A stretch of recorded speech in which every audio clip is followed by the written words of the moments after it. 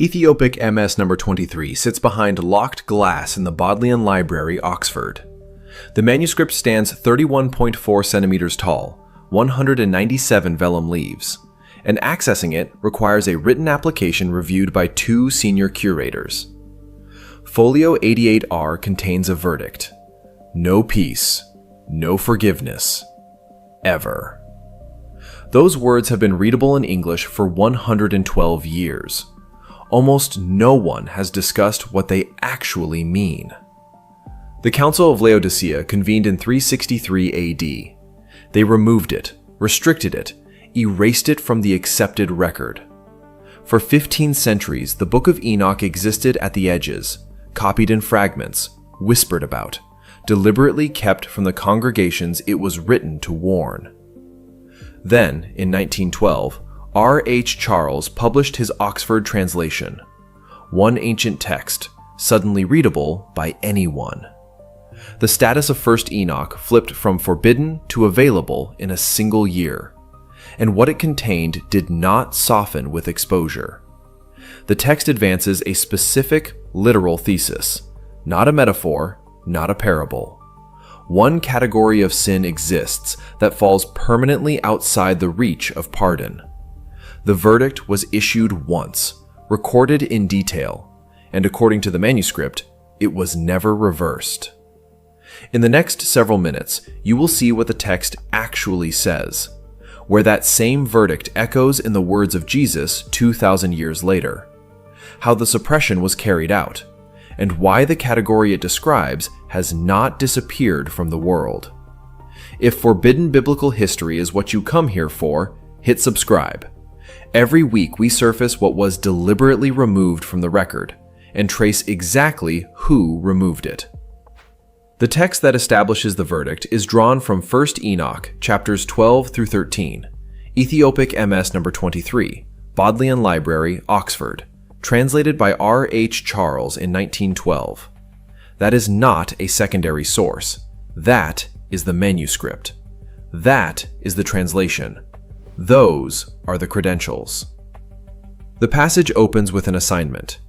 Enoch, the man who walked with God and did not die, is told to deliver a message, not to kings, not to priests, to the Watchers, a specific class of being who had crossed a boundary that the text describes with surgical precision. They had left their proper domain. They had taken human wives. They had fathered children the text calls giants. And they had done this knowingly, by covenant, under oath. The Ge'ez term used in the manuscript for the one issuing the verdict is Egziaber, Lord of Lords. This is not a subordinate angel delivering a ruling. The refusal comes from the top of the hierarchy. That detail matters because it closes every avenue of appeal before the petition is even filed. And the Watchers did file a petition. That is the part that rarely gets discussed. They did not flee. They did not deny the charge. They wrote out a memorial, a formal written appeal, and they brought it to Enoch because they could no longer speak directly to God themselves. The text records that they were afraid. They asked Enoch to read the petition on their behalf and to carry the answer back. Enoch read it. He sat by the waters of Dan, at the foot of Mount Hermon, and he fell asleep holding the document. And in that sleep, the answer came. The Ge'ez of 1 Enoch 13:1 is direct. Charles renders it without softening. You will have no peace and no forgiveness of sin, not in this age. The manuscript does not qualify that verdict with a time limit. It does not offer a future condition under which the ruling might be revisited. It stands as issued, permanent, sealed. Now consider what Enoch knew, and what he had no mechanism for knowing. He names 200 Watchers. He names their leaders individually: Semjaza, Azazel, Armoros, Barakijal, Kokabel, Ezekiel, Arachiel, Shamsiel, Sariel. He records the specific knowledge each one transmitted to humanity: metallurgy, enchantments, the cutting of roots, astrology, the signs of lightning. He records the oath they swore on Mount Hermon, the precise mountain, before they descended. A pre-flood writer had no access to a global comparative mythology database. He had no archaeological survey of the ancient Near East. He had no way to cross-reference Mesopotamian tablet traditions with Egyptian records and Canaanite texts to construct a coherent hierarchy of transgressing celestial beings with consistent names and specific portfolios of forbidden knowledge. Yet the names Enoch records align with figures that appear independently in Ugaritic texts, in Babylonian astronomical literature, and in the Dead Sea Scrolls fragment 4Q201, held at the Israel Antiquities Authority, dated by carbon analysis to the 1st century BC. The same names, the same hierarchy, separated by geography and language and century. That is not coincidence. That is a record being confirmed from multiple independent custody chains. The century bridge is not subtle. The Watcher's petition was refused at a specific moment in pre-flood history. The verdict was recorded. The recording survived in Ethiopic, in Aramaic fragments, in Greek copies, and in 1912, it arrived in English. One sin category, permanently beyond pardon, issued by the Lord of Lords, never appealed. 2,000 years after Enoch received that answer by the waters of Dan, a rabbi from Galilee stood in front of a crowd and described a sin that could not be forgiven in this age or the age to come. The category is not new, and the source behind it goes deeper than most readers have been permitted to see. The doctrinal core of the transgression is written down. It is preserved in the Ge'ez manuscript tradition, catalogued as Ethiopic Enoch, held by the Ethiopian Orthodox Tewahedo Church in Aksum, and translated into English by Dr. Michael Knibb of King's College London in his 1978 Oxford University Press edition, which remains the scholarly standard. The passage is 1 Enoch verses 3 through 7 of the 15th chapter. And what it defines is not mythology. It is a legal indictment. The text opens with a charge. Spiritual beings, beings of heaven, holy and eternal, had left their station and taken wives from the daughters of men. But the charge does not stop at the act. It defines why the act was irreversible. The Ge'ez uses the word ta'amer, transliterated ta'amer. It means those who knew the mystery. Not those who stumbled, not those who were deceived. Those who knew the ordered structure of creation and crossed it deliberately.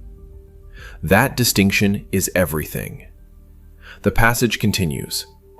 You were spiritual, holy, living an eternal life. You were not supposed to know blood. You were not supposed to know the desires of flesh. You had no ordained place in the biological order, and yet you entered it. This is the mechanism, not immorality in the ordinary sense. The violation was categorical. A being from one domain of existence, the non-biological, the eternal, crossed into a fixed biological domain and reproduced within it. The text calls this mixing seed with a strange flesh. Knibb renders it precisely, the joining of kinds that were never meant to join. Now hold that phrase, mixing seed, joining kinds that were never meant to join. Because the impossible knowledge beat arrives here, and it is sharp. Modern genomics has a category for this. It is called horizontal gene transfer, the movement of genetic material between organisms that do not share a lineage, across fixed biological domains. The field was formalized by molecular biologist Carl Woese in 1977, confirmed by Lynn Margulis in her work on endosymbiosis, and has since become a foundational concept in evolutionary biology. The mechanism allows genetic information from one biological category to penetrate and alter another. The result is a hybrid expression that did not exist before and cannot be reversed by removing the donor. Enoch recorded the template. He had no access to a microscope, a sequencer, or a journal of molecular biology. He had no way to know. Yet he describes the mechanism with a precision that maps directly onto what researchers formally defined in the 20th century. The ancients called it mixing seed. We call it germline modification. Same violation, different century. And that parallel is not abstract. The text in 1 Enoch specifies that the offspring of this crossing, the Nephilim, were described as giants in body and corrupted in nature, because two things that were never meant to combine had combined at the level of origin, at the level of generation. Not behavior, generation. Germline modification works the same way. It does not alter one person. It alters every descendant of that person. It rewrites the line. That is precisely what the Watchers were condemned for, not for what they did to one generation, for what they introduced into the chain. The text states the punishment was permanent, because the damage was permanent. The boundary crossed was one way. You cannot unmix seed. You cannot reverse a germline edit once it has propagated. The cosmic law and the biological law describe the same wall. And the Church knew this. The early Church Fathers, including Tertullian, Justin Martyr, and Irenaeus, all cited the Watchers as a doctrinal category. The transgression was named, defined, and taught. Then something changed. The naming stopped. The silence was not accidental, and the timing of that silence points to a decision made in a specific room, in a specific year, that stripped the definition from the canon while leaving the verdict in place. That is where the trail leads next. The verdict without a definition is still a verdict, but it becomes impossible to apply. And that, precisely, is the condition the Church has operated under for 16 centuries. Start with the text that most readers know, the Gospel of Matthew, chapter 12, verses 31 and 32.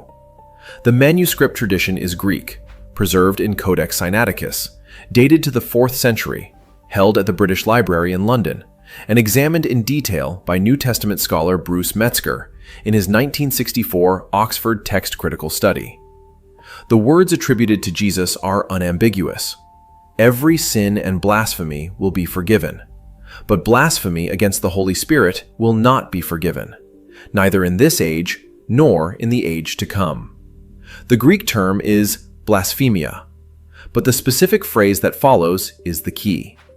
The Codex Sinaiticus text uses the construction eis ton aiona, into the age, not merely a long time, into the age to come. This is eschatological language. It is not describing a moral failing. It is describing a permanent, categorical exclusion from a covenant that spans both present and future existence. That is a precise legal statement. And a precise legal statement requires a precise legal definition of the offense. Now move to Jude, the letter of Jude, verse 6, from the same manuscript tradition, pre-70 AD in its earliest attestation, found among the Dead Sea Scrolls fragments catalogued as 4Q206 at the Israel Antiquities Authority, and studied by scholar Florentino Garcia Martinez in his 1994 Brill translation. The verse names a specific category of beings: angels who did not keep their own domain, who abandoned their proper dwelling, held in eternal chains under darkness for the judgment of the great day. The Greek term for domain here is arche, their own ordained origin point, their own rank, their own fixed position in the structure of creation. They abandoned it, and they are held, not punished and released, held in eternal chains. The same eschatological permanence, the same language of irreversibility. Early believers held Matthew and Jude together. They were read as one unified doctrinal warning. The sin Jesus named as unforgivable was understood through the category Jude named explicitly: the crossing of ordained boundaries by beings who knew the mystery and acted anyway. Ta'amer, those who knew. The definition was intact. The sin had a name and a category. Then the Council of Laodicea convened in 363 AD. The council did not debate the existence of God or the resurrection. It debated the canon. Which texts belonged inside the reading tradition of the church and which did not. First Enoch was removed. Not lost, removed. The council voted it out of the formal canon used in Western and Byzantine Christianity. And here is the impossible knowledge beat. The moment First Enoch was removed, the category behind Jude's arche lost its doctrinal floor. Jude still said angels abandoned their arche, but without Enoch, the church had no detailed record of what that abandonment looked like, what it produced, and why it was categorically different from ordinary sin. The definition evaporated. The verdict in Matthew remained. The sin Jesus described as unforgivable was still in the text, but the category that defined it was gone. The sin remained unnamed.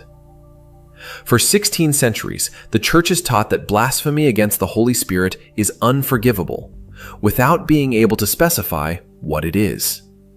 Scholars have offered interpretations: persistent unbelief, final rejection, attributing God's work to Satan. But none of those interpretations carry the legal precision of what the original unified reading contained. None of them explain why this sin specifically cannot be forgiven in the age to come. None of them have the weight of a cosmic boundary crossed by beings who knew the mystery and crossed it anyway. The definition was not lost to time. It was voted out of the room. And the year was 363 AD. What was buried with it may be the only context that makes the warning make sense. The warning in 1 Enoch does not end with the Watchers. It extends forward. The 16th chapter, first verse in the same Ge'ez manuscript tradition, translated by Dr. Michael Knibb in the 1978 Oxford edition, states that the age of the Nephilim will end, but that the record is being laid down because the pattern will come again. The Ge'ez term used for the beings delivering this warning is malaekt, transliterated malaekt. It means messengers, not past actors, messengers. The word is active and directional. It implies a transmission intended for a future recipient. Knibb renders the passage as a forward-facing declaration. The record is not for those who are present. It is for those who come after. This is not a historical archive. It is a warning memo addressed to a future generation. Now hold that against the words recorded in the Gospel of Matthew. In the 24th chapter, verse 37, Jesus states, "As the days of Noah were, so will be the coming of the Son of Man." The Greek is hosper, just as, precisely as, not similar to, not reminiscent of, a structural repetition, the same conditions, the same categories, the same pattern running again. The impossible knowledge beat here is not about a single fact. It is about a sequence. In 2018, biophysicist He Jiankui announced that he had successfully edited the germline of 2 human embryos using CRISPR-Cas9 technology. The girls, designated Lulu and Nana, were born with modified CCR5 genes. He had not altered one somatic cell in one body. He had altered the generational line. Every descendant of those 2 children will carry that edit. The modification is permanent, heritable, and irreversible. The scientific community's response was swift. He Jiankui was sentenced to 3 years in prison. The experiment was condemned internationally, and the reason given by the scientific consensus was precise. He had crossed a boundary that should not be crossed. He had entered the germline. He had mixed what should not be mixed. The ancients called it mixing seed. He Jiankui called it gene editing. Same mechanism, different century. And the scale of the target is now fully mapped. The Human Genome Project, completed in April 2003 by the National Human Genome Research Institute under Director Francis Collins, identified approximately 3.2 billion base pairs in the human genome. That is the complete blueprint, the full architectural record of what it means to be biologically human. It is now sequenced, cataloged, and accessible to any laboratory with the tools and the funding. Enoch recorded the template. The laboratory is running it again today.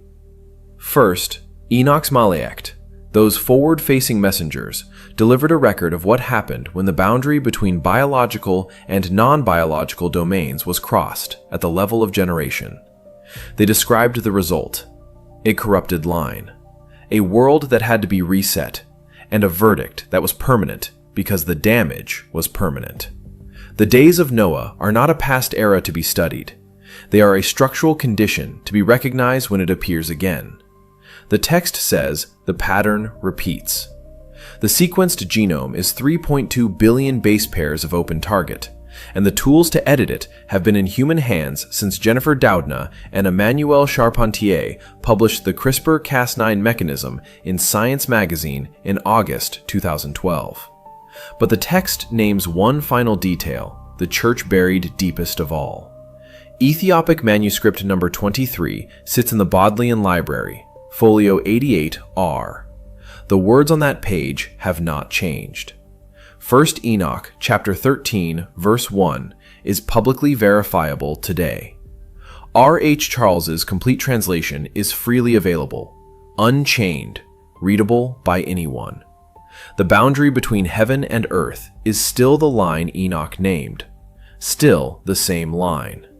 And somewhere in a laboratory tonight, under fluorescent light, inside a sequencer cooling to operating temperature, the ancient transgression runs again. Not as myth, as protocol. The mechanism Enoch recorded as the unforgivable act is not dormant. It is scheduled. If that boundary concerns you, say so below. The text deserves your response. This archive surfaces one buried truth every single week.